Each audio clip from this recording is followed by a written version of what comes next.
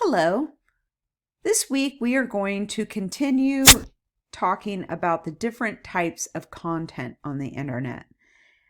We know the internet is full of content, and in the last few weeks we've been talking about journalism, what distinguishes journalism from non-journalism, and within a newspaper, what distinguishes fact from opinion and the role that both of those play in news consumption. There are times when you need just objective facts, and there are times when you can really benefit contextually from different opinions or analysis of topics. So that's continuing this week, and I want to talk about two different distinctions. One is qualitative, and that is the difference between scholarly, substantive, and popular sources. And the other is more chronological, has more to do with interpretation, really, primary and secondary sources. Again, this is an internet literacy class, not a library research course. I'm not going to hit you really heavy with this, but it's really important as an internet literate person that you understand that there are different types of content on the web, that you understand different types of content can serve different purposes in your life, and where to go to efficiently find specific types of content when you need it. It's really, that to me, that's what separates the wheat from the chaff, as they say. So I've got a few pages for you to look at. One is a description of the difference between scholarly, substantive, and popular sources. Scholarly sources are kind of the echelon, the top tier of information. It is very specialized and specific, and to me what really distinguishes it is information created by scholars and experts for other scholars and experts. So it's expert to expert communication. Largely, when you're looking at scholarly sources, you're looking at scholarly journals, which often appear as studies and experiments. And teachers especially really like you to use scholarly sources. I like to consult with scholarly sources when I'm making medical decisions. Even something as simple as what's the what is the research results on this supplement that my friend is trying to turn me on to, and does it really work? So scholarly sources will play a role in your life, not just in school, but everywhere. The next level down are substantive sources, and that is material sometimes produced by the same experts who create the scholarly material, sometimes by journalists. The real difference is this is a source that's aimed at the non-expert audience. So you don't have to be a scientist to understand an article on a scientific topic. You don't have to have a medical degree to understand an article about diabetes. However, that said, these are also by reputation fact-checked, credible sources.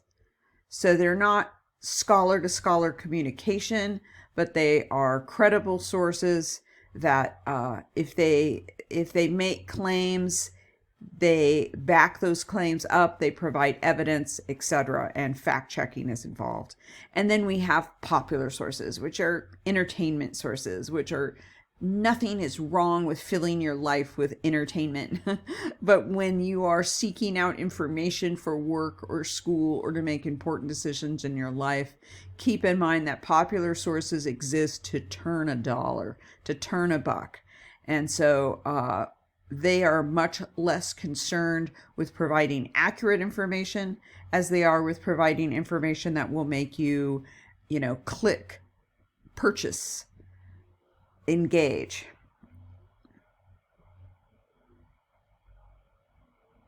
I have a little video here. I'm not going to show it right now during my lecture, but it's pretty cute. That's my ex-husband right there, and my daughter actually appears, and an actor I work with. I got a grant to make a bunch of these videos, and so I put a few of them in the shell. But it's an explanation personified of scholarly, substantive, and popular sources. The next, uh, the next bit of information is on peer review, and this is literally a 3-minute video, and I keep looking for new stuff, but it's my favorite. Scholarly journals are not always peer reviewed, but the best ones are, and it's just a process by which other experts in a field will closely examine a study or experiment to make sure it was done correctly, to make sure all the I's were dotted and the T's were crossed and the math is done correctly, that there's no bias involved.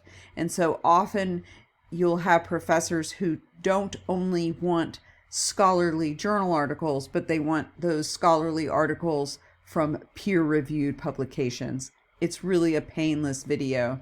And then I also, for those of you who want to do a deep dive, I have a lot of in-depth information. Not all peer review. There's different types of peer review. Some people get really into it.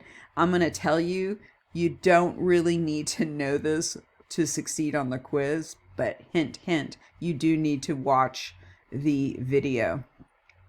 After we are done with scholarly, substantive, popular, including peer review, I've got a little paper there on how to understand a scientific paper, but really you want to jump to primary and secondary sources, because this is a whole other type of information, and it has to do with timing.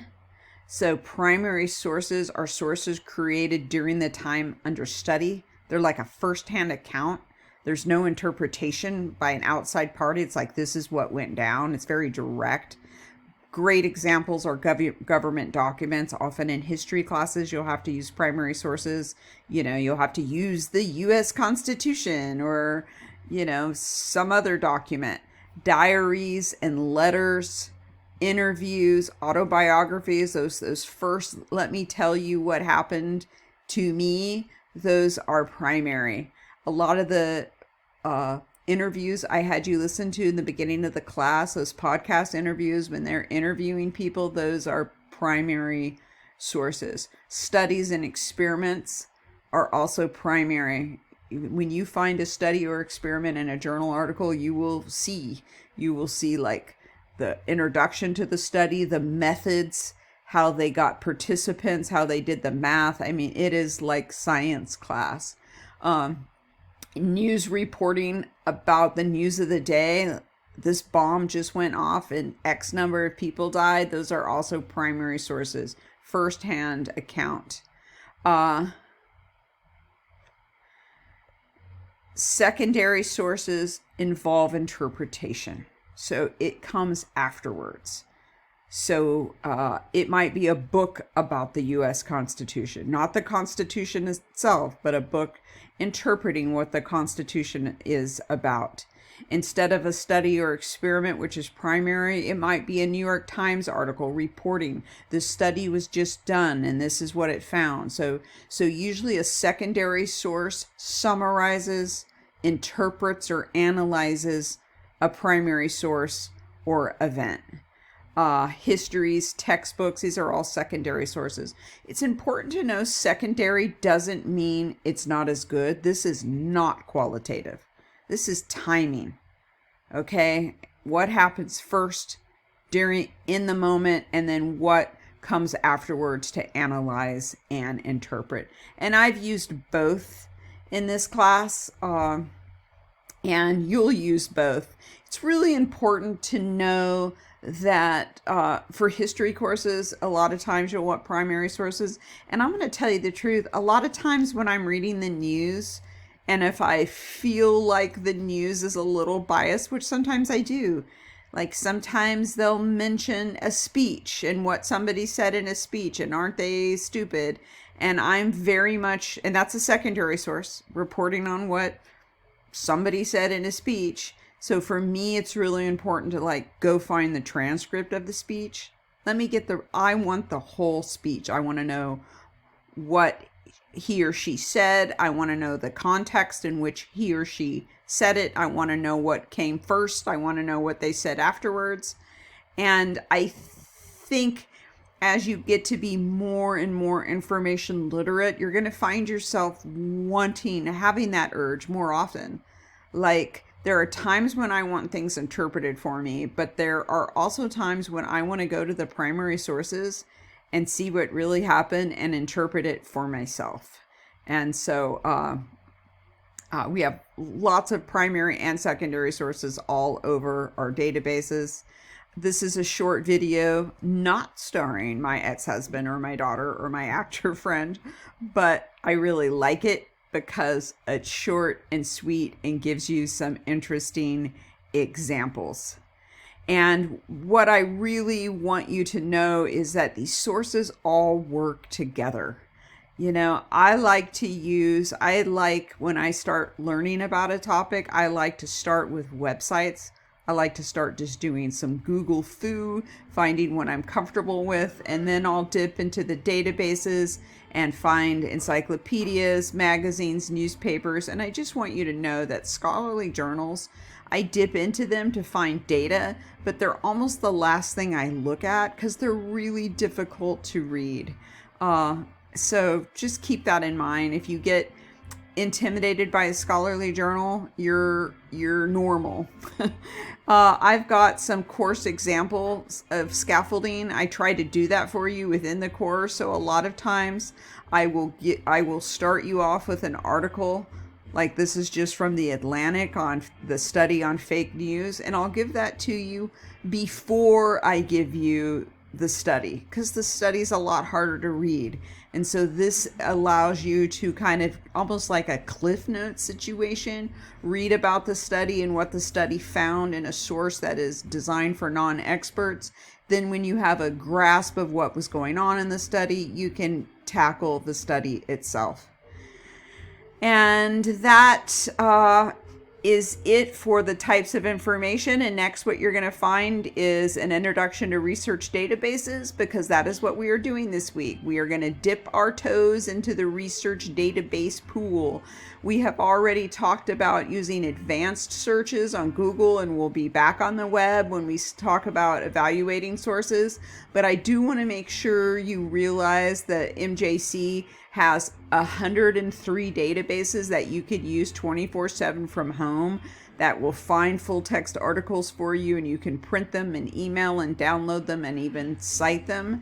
I'm holding you responsible this week for our 2 biggest databases because they are our most popular, but keep in mind we have 103 databases, and depending on what type of information you need, depending on what your topic is, a librarian might point you towards a different database, but this will get your feet wet with 2 of our major databases. Have a great week, and email me if you have questions. We have a quiz this week, and we also have a discussion, and I'll see you in the course.